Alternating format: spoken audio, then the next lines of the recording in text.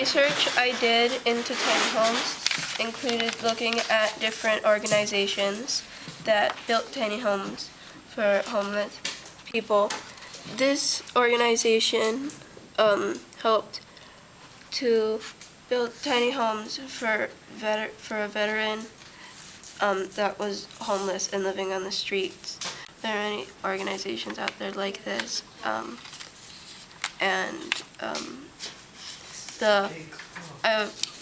I watched an episode of an informational show talked about how the Housing First movement for solving homelessness is a much better choice than our current situation because it costs less per person for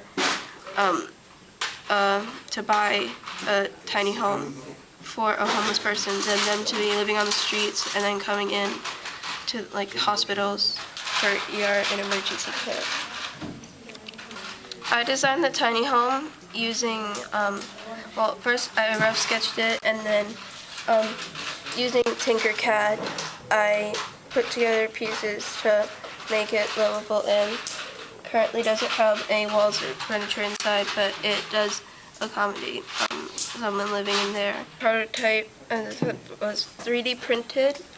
I designed it with a texture on the roof, which resembles the solar panels that would be added on because the tiny home does not have room for a water heater.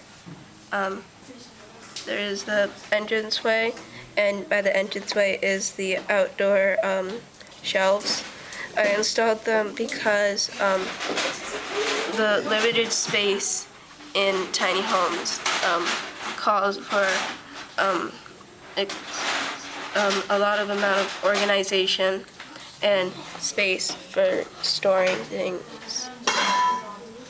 On the back of the tiny home, there's a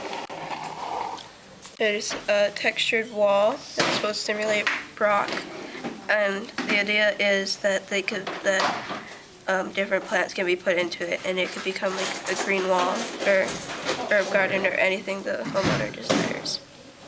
It's been very great to get to know all the different people that have been in my robotics class for the past 2 years. We had a lot more students in the first year, about 10, including myself, 5 boys and 5 girls.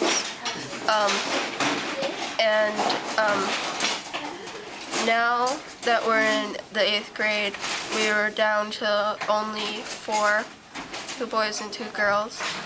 When designing the prototype on Tinkercad, I first made the majority of the house just with a hollowed out rectangular prism, and then added on different features like doors and windows and the roof and things.